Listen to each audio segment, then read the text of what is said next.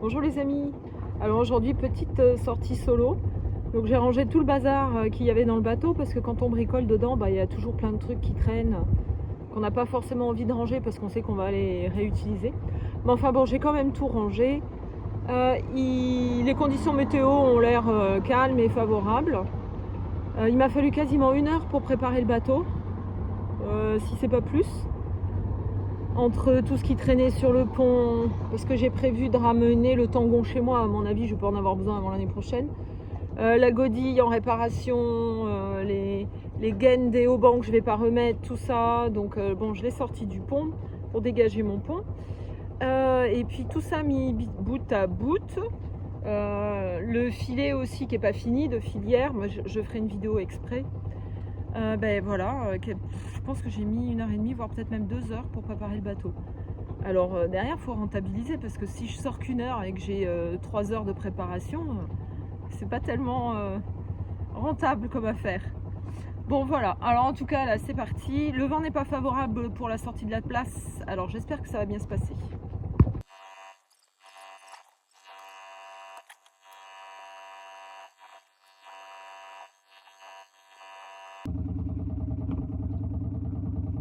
Ouf! Il a failli partir dans le mauvais sens, mais j'ai pensé à utiliser le bateau du voisin pour me pousser.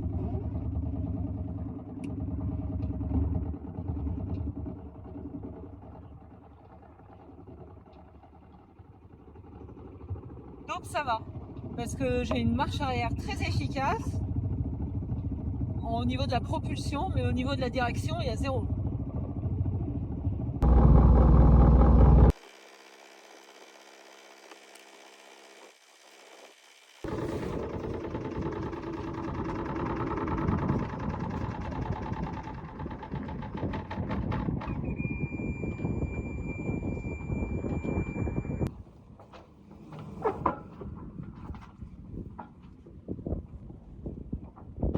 Il y a du vent quand même, hein.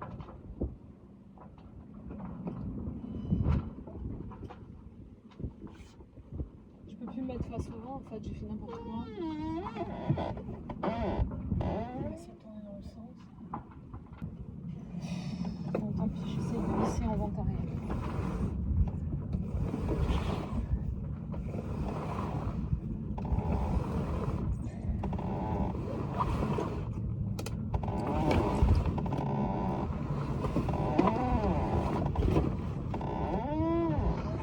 Pourquoi c'est si dur?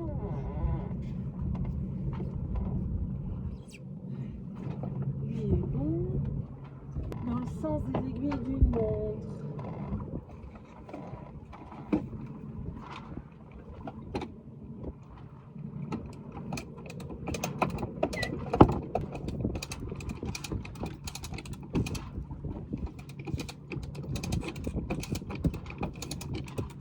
Je suis un petit peu inquiète parce qu'il y a 2 autres voiliers dehors, ils n'ont pas sorti la grande voile, ils ont sorti que le génois. Et du coup je me demande s'il y a une raison à ça. Pourtant j'ai pas l'impression que le vent soit fort. Je vais sortir l'anémomètre pour regarder. J'ai encore pas réussi à hisser la voile jusqu'au bout. Pourtant au port j'y arrive et là j'y arrive pas. Alors moi je sais pas.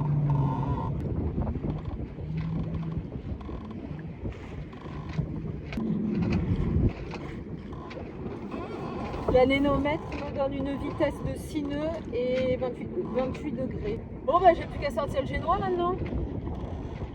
Alors il faut que je fasse attention parce que là je pars comme ça, c'est bien. Mais le vent me pousse là-bas. Le port c'est dans l'autre sens, donc quand je vais vouloir rentrer, il faut que j'anticipe que si le vent ne tourne pas, je vais l'avoir de face. Donc il va falloir tirer des bords. Alors ne pas aller trop loin pour pas être coincé après au retour. Le bateau de pêcheur il m'a coupé la route, il s'est arrêté là. J'ai dû tourner un peu pour pas être sur lui. Vous voyez les coudes, je crois, la drisse de riz, non la drosse de riz rouge, elle passe sous la poulie là-bas. Elle n'est pas dans le bon sens, donc je vais aller la remettre.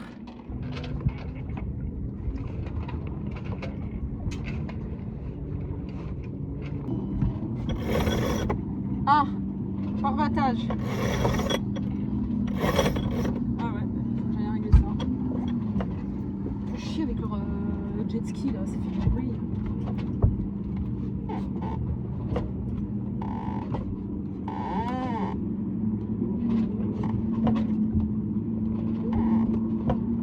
Les parbattages, on aurait pu penser que c'était bien dehors. Ben en fait non, c'est pas bien dehors parce que ça se prend dans l'écoute de génois. Donc il faut les mettre dedans. Sinon c'est pratique les crochets là. Ah, qu'est-ce qu'il y a encore?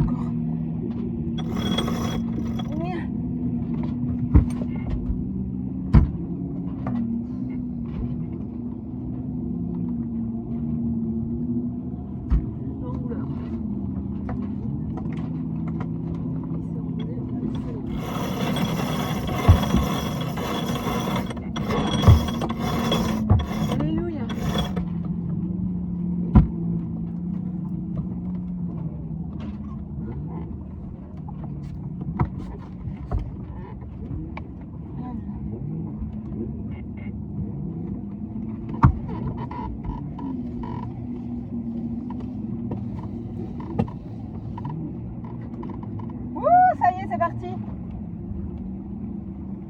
On avance.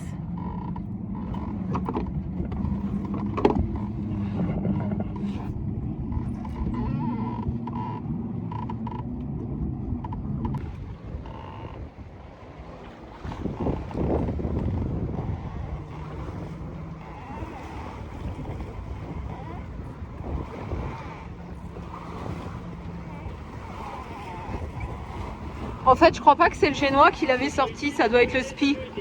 Ah. Un corps de bière, c'est un corps de bière. Il y a la vedette, Charles Diou, ayant coulé. Secteur large pieds, à la position 42 degrés, 35 minutes. Décimale 53 minutes nord, 003 degrés. 10 minutes, décimale 82 minutes est. Étrave immergée à 1,50 m hors de l'eau, selon un danger à la navigation. Il est demandé à tous les navires d'effectuer une veille attentive et de prendre un large tour depuis cette position à peu de 200 mètres. Ici le sémaphore de BR terminé. Vous avez entendu, il y a un bateau coulé avec une étrave qui dépasse d'1 mètre de l'eau au large de Saint-Cyprien. Alors ça filait bien et puis d'un coup, pouf, tout s'est stoppé. Je suis entrée dans une zone où il n'y a plus de vent. Je ne vois pas le bateau coulé ni la SNSM.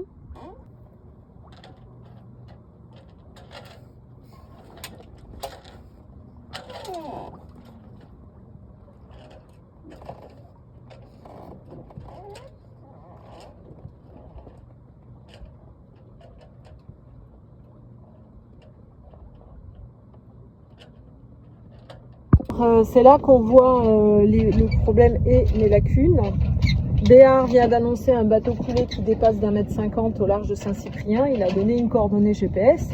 J'ai pas de carnet prêt à noter, donc j'ai pas eu le temps de noter la coordonnée, je m'en rappelle déjà plus. Et j'ai pas d'appli de navigation. Il faudrait que j'aille dans Google Maps, taper les coordonnées GPS. Du coup, il faut que je pallie à ça rapidement. Alors je suis dans un secteur où il y a d'autres bateaux, donc j'imagine qu'ils sont pas venus sur les lieux de l'accident et que s'ils sont là, c'est que je peux m'y mettre aussi, ou alors ils ont tous afflué et c'est le contraire. Je sais pas du tout, mais je sais pas où je dois aller pour ne pas gêner ou tomber dessus. Je vais faire avec vous le tour des aménagements que j'ai fait, voir si j'en suis contente ou pas. Les crochets de parbattage, je suis contente parce que j'ai pas les parbattages sur le sol, mais je pense que mes crochets sont pas optimum parce que ils sont difficiles à accrocher. Et bah maintenant que j'ai mis les filets, ils se prennent dans les filets. Donc je pense que, je sais pas. Là je suis mitigée. Donc petit retour sur le filet de filière qui n'est pas fini d'être installé d'ailleurs. Mitigé. Pour l'instant très mitigé parce que ça m'a tout changé mes repères pour ce qui est parbattage. Pour les écoutes aussi un peu. Je peux plus mettre les pieds dans l'eau. Ou alors faut soulever le filet. Dès que je vais accrocher quelque chose, faut passer entre les mailles. Bon voilà, c'est un peu casse-pied. Donc bien réfléchir avant d'installer un filet, à ce que vous voulez, aux avantages et aux inconvénients, parce qu'il y a des inconvénients. Après j'ai vu des vidéos sur internet où les gens passent, en fait ils tombent et ils passent dessous ici. Et ils tombent à l'eau en pleine mer quand c'est un peu agité. Donc ça évite évidemment ce genre de problème. Ça m'a enlevé de la visibilité aussi. Par contre ça m'a fait un peu d'ombre. Le pont est moins chaud le matin sur le quai, parce que le filet fait un petit peu d'ombre. Et pareil, il fait un peu d'ombre sur les fenêtres aussi, surtout que j'ai des cadres en métal qui diffusent la chaleur. Et c'est des fenêtres en verre que j'ai, donc le verre il est brûlant.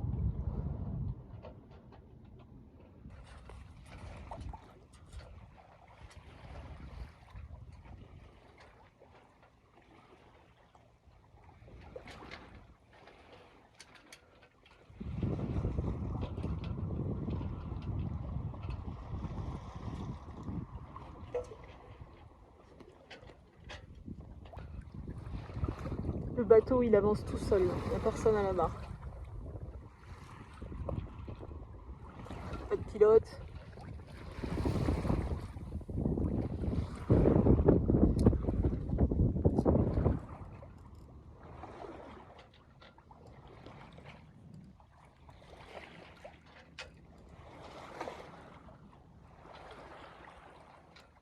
Bon, tout va bien, je suis à 3,3 miles des côtes nautiques, donc ça me fait, non qu'est-ce que je raconte, 1,9 miles nautiques, donc ça me fait 3 km 3 des côtes. Donc je suis loin des 200 mètres où a coulé l'épave. Par contre, j'ai rien vu du tout en sortant du port. Bon. Et ils ont redonné les coordonnées une deuxième fois. J'ai eu le temps de noter les 3 premières lettres sur mon téléphone. Enfin, les 3 premières coordonnées, c'est tout. Le bilan, c'est que il faut toujours avoir un carnet et un stylo prêt à noter quelque chose. Un beau voilier qui vient de me doubler. Un beau grand voilier. Et moi j'ai changé de cap. J'avance vers le cap Béar. Mais alors là, tout tranquillement. Hein. Je suis en train de cuire au soleil les amis. Alors je vais ranger les jouets. Et je vais aller me baigner. Alors pour la baignade, j'ai attaché mon échelle de bain pour pouvoir remonter facilement et rapidement. Les autres bateaux sont pas trop proches, j'ai le temps d'aller me rafraîchir et faire le tour de la coque.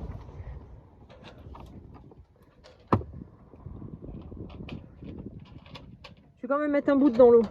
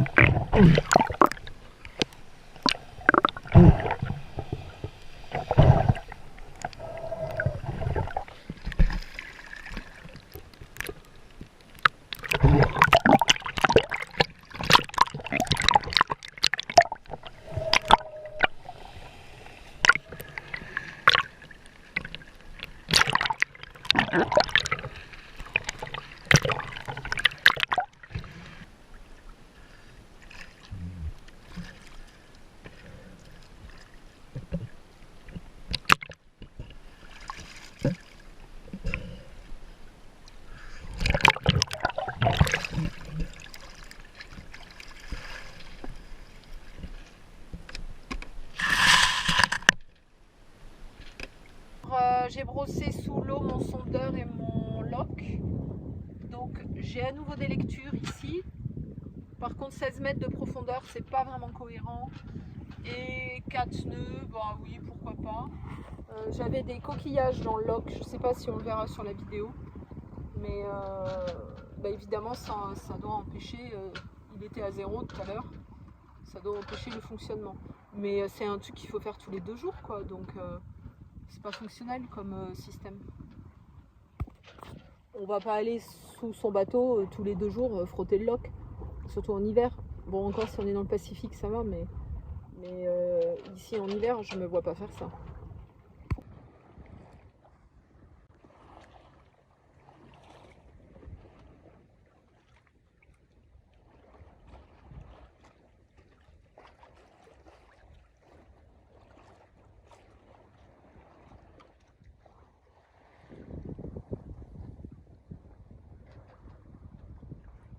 Quand je suis sortie de l'eau tout à l'heure, j'ai pas eu de soucis à dérouler le génois. Ça a été fait très rapidement, à hisser la grande voile pareil. Bon, elle est toujours pas montée jusqu'en haut, je sais pas pourquoi, mais en tout cas, j'ai pas eu de soucis. Et je suis partie en avant Guingamp. Je me suis rendu compte que j'avais oublié l'échelle dans l'eau et la corde qui traînait derrière. Donc j'ai tout ramassé. Ne pas oublier après la baignade de ranger ses jouets. Hein. Et j'ai mis mes petites affaires, pales, masques, tout ça, dans le seau là. Et là, il faut que je range mon bazar. Non, je sais pas où on va, mais on y va. Hein. Allez, Cap Béar, peut-être. Paul-Île, là, depuis le temps que j'arrive d'y aller.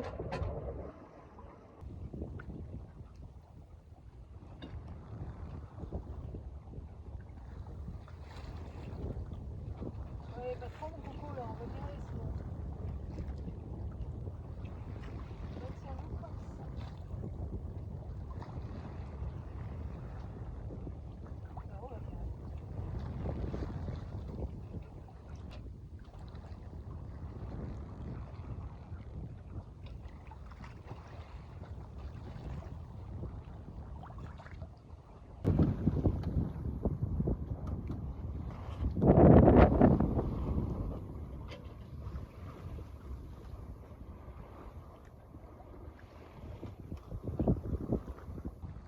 Le vent a un peu forci, il est à 7 nœuds là, par rapport à quand on est parti.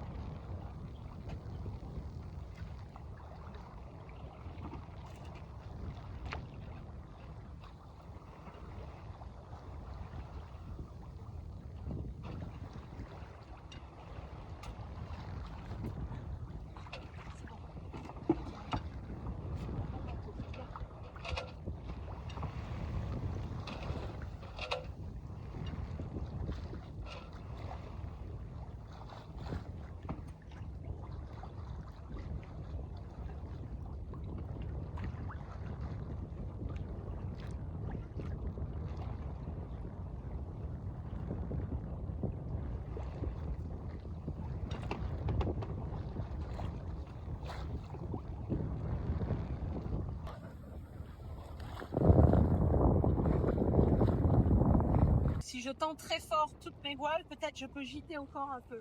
Il paraît que la meilleure plage de fonctionnement du bateau, c'est 14 nœuds et les rails dans l'eau.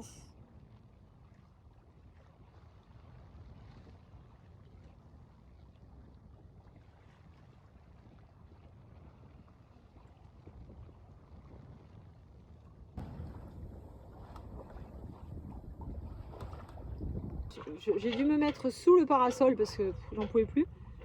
Et puis là j'ai fait demi-tour, je vais rentrer. Le vent est particulier, ça souffle pas, c'est de la tendance. Ça donne, j'ai beaucoup de mal à régler mes voiles.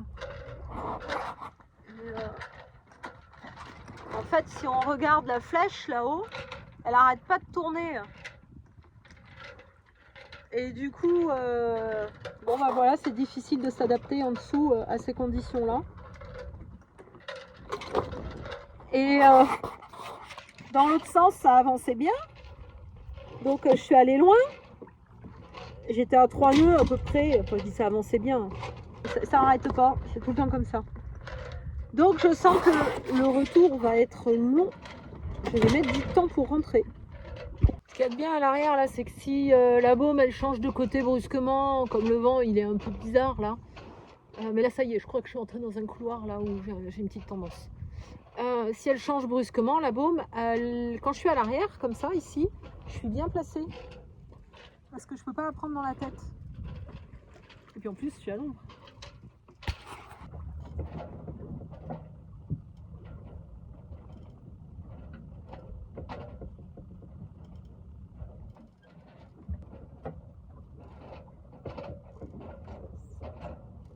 Alors, il vient de m'arriver un truc un peu bêta, là.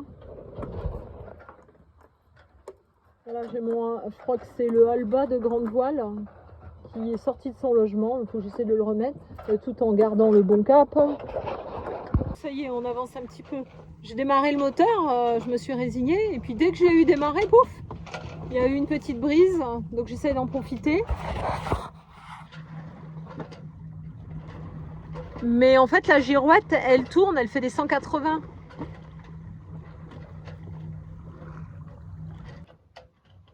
Vous avez vu la belle couleur de l'eau? Ça donne envie de se baigner. Ah, je regarde plus la route, du coup je me...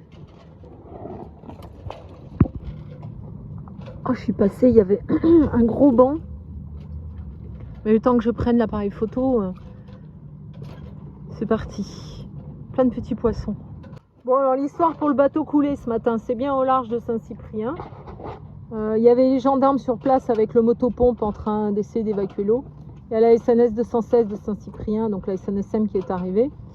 Ils ont sorti aussi leur motopompe qu'ils ont mis à bord et dans les 5 secondes, le bateau a coulé. Et donc il y avait même un sauveteur et 2 gendarmes dans l'eau, si j'ai bien compris, et qui ont été récupérés par la brigade nautique. On a signalisé la zone avec 2 bouées orange et puis un feu à retournement pour la nuit à la demande du CROSS.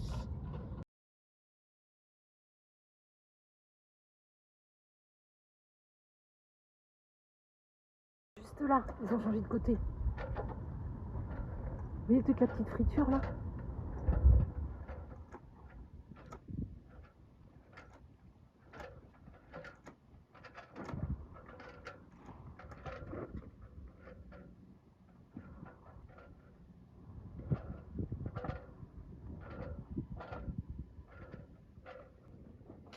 Je suis allée à l'avant au niveau de la vis de mulet, donc l'embranchement entre la baume et le mât, parce que je me suis dit si ça se trouve c'est à cet endroit-là que ça bloque. Effectivement, si j'y vais et que je soulève ma baume avec les mains, j'arrive après à tirer sur l'écoute de GV, mais là-bas au mât. Mais le renvoi fonctionne pas en fait. En tirant d'ici, j'y arrive pas. Faut soulever la vis de mulet et tirer l'écoute là-bas et je gagne 10 cm. Seulement une fois ici, j'arrive pas. J'ai beau tirer tout ce que je veux, il se passe rien.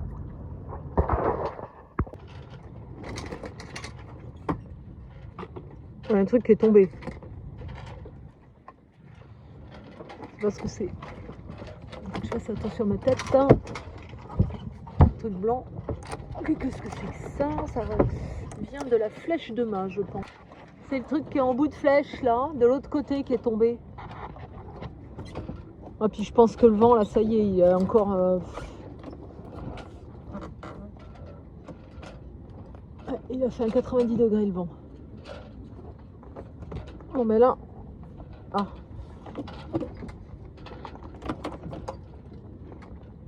Ah, je bataille hein, pour rentrer. À l'aller, c'était chouette, mais le retour, là, vraiment, je galère. J'ai fini par réussir à me rapprocher du port. Bon, je suis en train de cramer.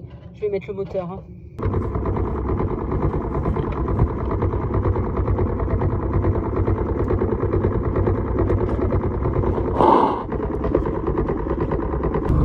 J'avais trop chaud, je prends un bain de pied.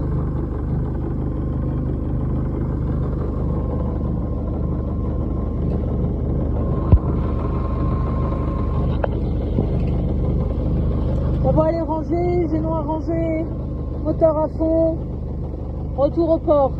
Trop chaud. Il y a des gosses qui me font coucou sur un jet ski.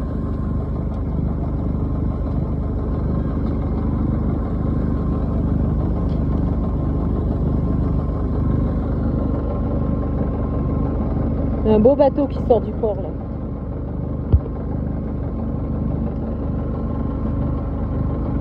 Ça c'est un voilier où il doit y avoir de la place. Pas comme le mien.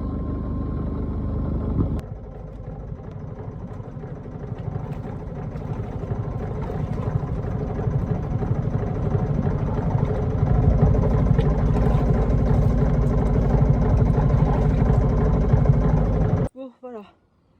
Le retour au port s'est bien passé. J'aurais pu mettre la marche arrière 1 ou 2 secondes avant. Mais enfin, ça s'est arrêté juste à temps. Donc c'était bon. Le seau m'a gêné. J'avais mon seau d'eau à côté du levier. Ça m'a un peu gêné. Bon, c'était sport quand même. Je suis ivre de soleil. Là, je range le bateau et je rentre chez moi. Je suis de retour chez moi. Je voulais vous montrer une astuce. Parce que quand on rentre de la mer comme ça et qu'on a pris plein de soleil... Bon, évidemment, c'est la douche hein, bien froide en rentrant, mais ça, pour la peau, c'est du lait de coco pour la cuisine. Et moi, je me le garde au frigidaire. Ça coûte pas très cher, c'est 1 ou 2 euros une briquette comme ça. Ça me dure très longtemps et je m'en mets en fait sur le visage, les cheveux, la peau. Et en plus, comme il est frais, c'est très agréable. Et voilà, ça nourrit, ça hydrate ma peau. Ça coûte pas grand-chose et c'est sain et naturel. Donc c'est mon astuce spéciale pour mes abonnés.